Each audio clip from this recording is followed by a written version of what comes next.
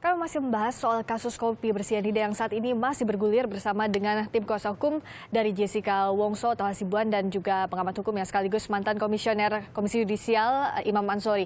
Kalau dilihat di persidangan sampai saat ini ya Pak Imam, dari tim Jaksa Penuntut Umum menyatakan bahwa masih ada CCTV yang akan menunjukkan betul apa yang terjadi di sana, bahwa Jessica, kalau kata tim Jaksa Penuntut Umum juga Ayah Mirna bisa menunjukkan apa yang terjadi di sana. Nah, hingga saat ini, apakah ini bisa menjadi alat bukti yang kuat nantinya di persidangan? Ya, nanti kalau betul itu pun sebenarnya elektronik kan bukan, jadi itu sebenarnya petunjuk aja. Jadi, tapi yang paling kuat ya kalau menjadi saksi manusia yang menyaksikan langsung. Tapi itu nanti urusan hakim lah bagaimana pertimbangan itu, dan saya juga berharap hakim-hakim tidak akan memaksakan. Kalau memang nggak kuat buktinya ya udah. Ini kan ada ungkapan apa istilah, lebih baik membebaskan orang bersalah daripada menghukum yang nggak bersalah. Nah ini harus dipegang itu. Kalau itu terjadi orang nggak bersalah kena hukum, wah itu hukuman mati lagi. Luar biasa, narkoba yang udah jelas-jelas itu nggak bisa dieksekusi. Jadi kalau yang tim kuasa hukum kemarin katakan, kalau in dubio pro reo ini ya, untuk apabila buktinya tidak kuat, lebih baik terdakwa dibebaskan, itu yang dikejar sampai sekarang oleh tim kuasa hukum, atau seperti apa? Dalam hal ada keraguan-raguan, itu in dubio pro reo itu maksudnya itu. Dalam hal ada keraguan-raguan, maka itu harus diambil yang menguntungkan terdakwa. Oke, kalau sampai sekarang dari alat bukti yang sudah dihadirkan ke persidangan, apa alat bukti yang sudah kuat atau yang tidak kuat kalau dari tim kuasa hukum yang dihadirkan oleh Jaksa Penuntut Umum? Kan begini, kalau saya bilang ini bukan in dubio pro reo. Kalau in dubio pro reo kan ragu. Kalau ini definitely tidak ada bukti. Jadi meyakinkan untuk tidak bersalah gitu loh. Kalau ada bukti yang melihat, ya itu selesai, ya kan? Ini nggak ada gitu loh. Nah, jadi sekarang kekhawatiran saya hanya ini, jangan sampai hakim membuat asumsi-asumsi dalam keputusan. Saya khawatir begini, karena hanya Jessica lah yang berada di tempat itu paling lama, maka karena nggak ada orang lain lagi, ya pasti dia lah yang berbuatnya. Nah ini berbahaya. Dalam kasus untuk meracun seperti ini, apakah bukti fisik, artinya orang yang melihat langsung pada saat proses peracunan itu menjadi bukti utama? Karena sulit diungkap seperti ini kalau dalam proses menaruh racun, apakah dia yang membubuhkan, yang dibubuhkan itu adalah racun, itu hal detail seperti itu apakah harus dilihatkan secara jelas, Pak Imam? Iya, harus meyakinkan betul. Jadi bisa saja SCTV mungkin nggak begitu jelas dan sebagainya. Dan kedua juga selama ini undang-undang kita belum mengakui betul-betul sebagai bukti yang sangat kuat. Yang orang itu yang betul-betul harus kuat. Dan sejauh yang saya dengar dari sejumlah bartender, kemudian juga manajer, itu semua ya banyak disampaikan, tapi nggak ada sesuatu yang langsung menyentuh pada Jessica. Jadi ada misalnya kopi yang berubah warna, tapi nggak tahu kapan berubahnya. Ternyata berubahnya setelah ada si korban ya. Nah itu dari siapa yang masukkan. Dan betul juga apa yang sampaikan Pak Aktu tadi, jangan-jangan bukan cyanida. Ini kan belum jelas juga, walaupun dulu katanya oleh saksi ahli itu memang cyanida ya. Tapi ini kan nanti di persidangan. Berbicara soal ahli tadi, nanti akan dihadirkan di persidangan. Seberapa besar akan berdampaknya untuk mengungkap kasus ini dari keterangan ahli? Keterangan ahli itu tidak mengikat ya, bisa dipakai, bisa tidak. Tentu keterangan ahli digabungkan dengan hal yang lain. Jadi nggak bisa berdiri sendiri diyakini sebagai keterangan ahli. Nah ini jangan sampai diambil enaknya kemudian yang ahli yang ini menguatkan ini.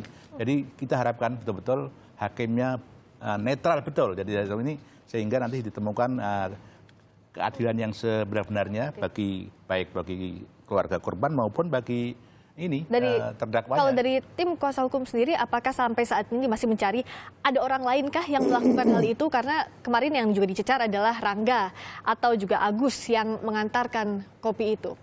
Ya tentu, pasti segala kemungkinan itu pasti bisa terjadi. Ya kan? Pertanyaan saya logis. Kan ada teko yang disita. Di dalamnya ada sisa air. Jadi ini sumbernya air yang masuk ke gelas. Ya kan? Yang lain-lain disita. Tekonya disita. Tapi airnya kenapa nggak disita dan tidak diperiksa? Kalau ternyata cyanida itu dimasukkan di teko, itu kan pasti semua kena. Nah ini hilang gitu. Tapi menurut JPU dari 10 kopi yang dihadirkan itu hanya 1 kopi saja yang dari teko yang sama yang betul, ada. Ini teko. Kan menurut pengakuan saksi ternyata setelah dituang ada sisanya. Kemudian air dari sinar panas masuk ke gelas. Di sini katanya ada cyanida. Kalau kita melihat di sini cyanida, kita lihat sumbernya dong. Air ini datang dari mana? Kan dari teko. Nah, mestinya air yang di teko ini diperiksa gitu loh. Kalau sekarang kita jadi ragu karena ini nggak diperiksa, jadi kita ragu-ragu betul nggak dari Jessica masuknya, bukankah dari teko ini, ya kan? Nah, pertanyaan kita, begitu cermatnya polisi menyita barang bukti, tapi kenapa air yang di teko ini nggak disita? Kan kita jadi bertanya gitu loh. Barang bukti yang sampai saat ini masih dicari, yang dimintakan oleh tim kuasa hukum tidak disediakan di persidangan, ini bisa menjadi celah kah? Iya, bisa. Jadi memang itu kemudian juga kemarin Pipet umpamanya. ya yang sedotannya itu juga ketemu juga ya. Karena di situ kan ada, kalau memang itu dapat kan itu pasti ada sidik jari. Ya betul. Nah, itu kan merugikan kita. Nah, jadi nggak boleh dibilang oh sidik jari ini silakan dimasukkan gitu ya, hilang gitu loh. Kalau hilang mesti harus dicari gitu loh. Nah, ini bisa menjadi celah Ya, dan apa yang bisa dilakukan oleh jaksa penuntut umum artinya untuk melengkapi bukti-bukti ini agar nantinya bisa terang betul apa yang terjadi. Ya kalau sekarang kayaknya udah terlambat karena semua bukti-bukti yang ada itu tidak mengandung yang tadi misalnya itu udah nggak ketemuan lagi. Kemudian juga apa isi yang itu sudah dibuang, isi yang dari di apa teko itu kemudian sedotannya juga nggak ketemu lagi. Jadi memang agak susah untuk melengkapi lagi. Kecuali ada bukti atau saksi yang lain yang bisa dihadirkan. Jadi kalau kemarin publik bertanya-tanya, apakah kalau tim kuasa hukum bertanya kepada Rangga, mencecar Rangga, atau bertanya kepada Agus Triyono ini karena kurang bukti, atau untuk mencari orang lain selain Jessica, atau seperti apa? Segala kemungkinan kita cari, ya. Karena kan burden proof, beban pembuktian memang ada sama jaksa, ya kan. Cuma saya hanya ingin sekali, sebenarnya berharap sekali dalam peradilan kita ini, ada perubahan paradigma. Perubahan paradigma itu begini. Advokat juga jangan karena mau membela dipaksakan kliennya bersalah, dipaksakan supaya bebas, tidak bersalah. Ya kalau salah ya salah aja, cuma minta keringanan kan gitu. Sebaliknya jaksa juga meskipun dia tugasnya menuntut dan membuktikan, maka dia jangan ngotot harus paksa harus bersalah. Kalau suatu saat setelah persidangan ditemukan tidak ada bukti, ya tuntut bebas gitu loh. Karena itu paradigma kita yang benar. Kalau tadi di CCTV yang akan dihadirkan di persidangan, katanya sudah diputar tapi bisa dilihatkan lebih jelas lagi apa yang terjadi di sana. Tim kuasa hukum tidak gentar dengan hal ini? Di dalam persidangan kan berkali-kali saya yang meminta, tolong putar, tolong putar, ya kan? Nah menurut saya kalau itu ada pasti sudah diputar dari awal gitu. Dan ingat, saksi fakta sudah habis, ya kan? Jadi siapa yang mengkonfirmasi itu? Nah sekarang jaksa mau katanya pakai ahli. Saya berpikir kalau lihat video CCTV kenapa mesti pakai ahli? Matanya ahli dengan mata kita emangnya beda. Jadi saat dilihatkan di ahli tidak akan berbeda jauh dengan apa yang disidangkan. Dan saya tidak percaya juga itu karena sama-sama kita lihat kok. Jadi nanti kan akan ada ahli, nanti ahli yang menafsir-nafsir. Loh, kita lihat sama-sama aja. Kalau memang ada ya oke. Ahli itu bisa rekamannya ini bener nggak, asli nggak, itu bisa. Tapi ibu belum menentukan bahwa ini betul ini. Ini tangannya, ini tangannya. Tim kuasa hukum yakin atau tidak? Nantinya keyakinan hakim ini tidak akan terpengaruh oleh opini publik atau benar-benar memang berdasarkan fakta-fakta yang ada di persidangan? Saya berharap sekali hakim, ya kita kenal hakim ini, kan selama ini rekodnya kan tidak ada masalah, ya kan. Saya sungguh-sungguh yakin lah. Karena ini harus diingat, yang diadili ini seorang anak manusia 17 tahun. Seorang perempuan yang belum tentu bersalah. Dan kami katakan tidak bersalah. Jangan sampai gara-gara putusan hakim yang salah, nasib orang ini menjadi hancur selamanya. Bayangkanlah ini kalau ini, Jessica ini putri kita. Putri mereka, saudara mereka. Ya, bagaimana kalau terjadi pada dirinya sendiri seperti itu? Jadi jujurlah dan marilah kita cari. Saya sudah katakan, saya tidak mau menanggung dosa gara-gara hendak membuktikan orang supaya orang yang bersalah menjadi bebas. Enggak saya lakukan itu. Saya ingin kalau dia salah hukum. Tapi kalau tidak salah, ya bebaskan. Oke, Pak Imam melihatnya? Ya saya kira ketiga-tiganya ya, pihak jaksa, hakim, dan pengacara sama-sama mencari keadilan. Jadi ketemu di situ, misalnya memang fakta-faktanya terbukti, ya silakan dihukum. Nah, walaupun sebaliknya kalau misalnya di situ sampai ujung dari sidang itu nantinya nggak ketemukan, ya jangan dipaksakan. Dan tulisan Anda yang pernah dibuat itu apakah bisa menjadi gambaran bahwa kasus ini seperti apa nantinya? Bagaimana nanti akhirnya keyakinan hakim akan mempengaruhi kasus ini atau seperti apa? Ya kalau di awalnya kan itu, kalau skenarionya atau bukan skenarionya, artinya fakta-faktanya seperti yang di teori syarat itu bisa. Ini enggak, sejak awal sudah katakan tidak.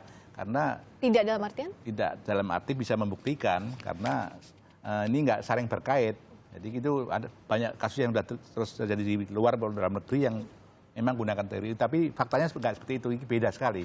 Ini kan ya betul kata Pak Otto, orang sudah melihat langsung di CCTV kayak begitu, kemudian jadi misalnya tiba-tiba kok bisa dipaksakan bahwa oh ini ahli mengatakan begini. Nah, ini nggak boleh. Jadi harus betul-betul fakta. Jadi peradilan itu harus berdiri pada fakta-fakta yang ada dan itu baru bisa dipakai oleh hakim sebagai dasar. Tapi kalau hakim hanya karena keyakinan nggak didukung fakta, nanti kasihan juga. Dan kalau kita tahu juga sebelumnya yang mengemuka adalah Jessica pernah berkasus di Australia, ini akankah berpengaruh nantinya terhadap kasus ini, Pak Imam? Itu dulu yang mau digiring ke, ya kalau hanya dia melakukan sesuatu yang terpisah dari sini nggak bisa. Jadi misalnya apa yang itu pun sekarang belum jelas yang ya. Mengenai itu ya, kami sudah punya dokumen surat resmi dari kepolisian Australia sini dan sudah dicap dilegalisir di kedutaan Indonesia di sana, KBRI, bahwa surat itu mengatakan bahwa no criminal evidence, tidak ada bukti kriminal terhadap Jessica. Jadi surat ini cukup untuk mematahkan semua itu. Jadi sebenarnya nggak ada itu. Nah, yang ada itu memang ada suatu ketika itu Jessica menabrak tembok. Jadi karena dia menabrak tembok kan itu harus berurusan dengan pengadilan dong. Dia harus ganti rugi. Nah, itu diurus lawyer kan seperti kita tilanglah lalu lintas. Jadi nantinya di kasus ini untuk kopi bersianida ini kita tunggu di persidangan berikutnya.